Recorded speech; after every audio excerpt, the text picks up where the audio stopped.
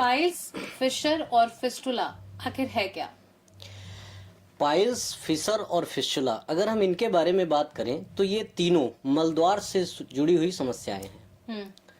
मलद्वार से जुड़ी हुई समस्याएं अगर हम जनरल बात करें तो आज के समय में अगर कोई भी गुदामार्ग से संबंधित बीमारी होती है तो जानकारी के अभाव में लोगों की जुबान पर सिर्फ एक ही शब्द आता है, वो है पाइल्स। लेकिन ऐसा सच नहीं है। चाहे पाइल्स हो, चाहे फिशर हो, चाहे फिस्टुला, ये तीनों अलग अलग बीमारियां हैं, इनके लक्षण अलग अलग हैं और इनका इलाज भी अलग अलग तरीके से किया जाता है। क्योंकि तीनों के लक्षण अलग हैं, तीनों के कॉज अलग है, कारण अलग है, है ना। तो इसलिए इनका इलाज भी अलग अलग तरीके से होता है। लोग ज्यादातर जो मेरे पास पेशेंट आते हैं उनको कोई भी समस्या अगर गुदा मार्ग से संबंधित है, मलद्वार से संबंधित है, तो अपने आप यही बात बताते हैं कि मुझे पाइल्स हुआ है। लेकिन ये तीनों अलग अलग हैं और इन तीनों के अलग अलग लक्षण हैं, अलग अलग इलाज है।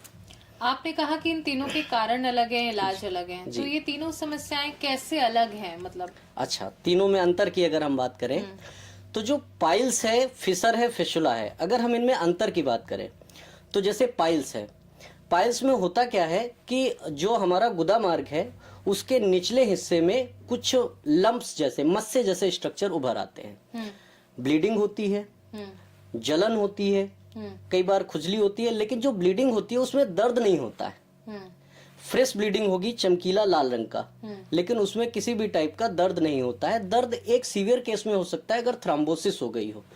मतलब होता यह है कि अगर जैसे मान लो कोई बहुत लंबे टाइम तक टॉयलेट में बैठा है और उसको मलत्याग नहीं हो रहा है तो वो ताकत लगाता है। ताकत लगाता है तो सीधी बात है कि मसल में ब्लड सप्लाई बढ़ती है, तो वेन्स रप्चर कर जाती हैं जिसकी वजह से ब्लड क्लॉट होता है।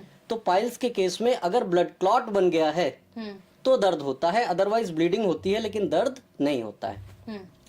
अगर हम बात करें फिशर की, तो जिन लोगों को कॉन्स्टिपेशन है उनका मल जो होता है वो हार्ड हो जाता है, और हार्ड होने की वजह से होता यह है कि जब वो मलद्वार से निकलता है तो गुदा मार्ग के रास्ते में एक लंबा लॉन्गिट्यूडनल लंबा सा चीरा लगा देता है। वो चीरा फिशर कहा जाता है। ब्लीडिंग इसमें भी होती है, लेकिन ध्यान देने वाली बात यह है कि फिशर के केस में दर्द बहुत होता है। जब मलत्याग के लिए जाते हैं तो बहुत दर्द होगा, बाद तक प्रोलॉन्ग दर्द होता रहता है, जलन होती है, खुजली होती है, अनइजीनेस फील होती है। और अगर आप देखेंगे तो ऐसा पेशेंट एक जगह पर ठीक से बैठ नहीं पाएगा क्योंकि दर्द की वजह से वो लगातार अपनी पोजीशन चेंज करता रहता है। तो ये फिशर का लक्षण है। अगर बात करें फिस्टुला की, तो फिस्टुला के केस में होता क्या है कि गुदामार्ग के अंदर से और जो एनल रीजन है इसके बाहर की स्किन पर अंदर से बाहर की तरफ टनल जैसा, एक सुरंग जैसा स्ट्रक्चर बन जाता है, पैरेलली एक ट्रैक डेवलप हो जाता है।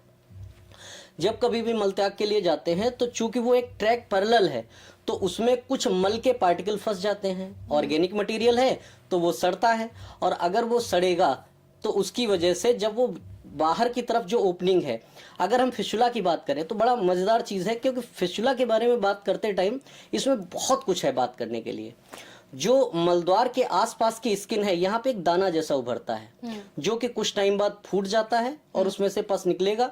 कुछ दवाएं आप लेंगे वो ठीक हो जाएगा, लेकिन कुछ दिन बाद फिर वैसे ही होगा कि वो स्वेल करेगा, फिर फूटेगा, फिर पस और बदबूदार पानी निकलेगा।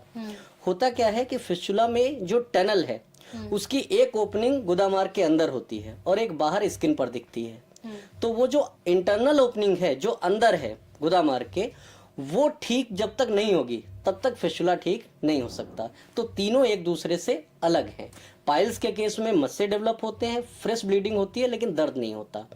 फिशर के केस में दर्द होता है, काफी दर्द होता है, पेनफुल कंडीशन है, और ब्लीडिंग होती है, जलन होती है, खुजली होती है। फिस्टुला के केस में जहां पर एक्सटर्नल ओपनिंग है वहां पे रेडनेस रहेगी, जलन रहेगी, खुजली रहेगी, दर्द रहेगी, और वहां से बदबूदार पानी जैसा, पस जैसा रिसाव होता रहेगा। ये तीनों में बेसिक अंतर है। Amazing!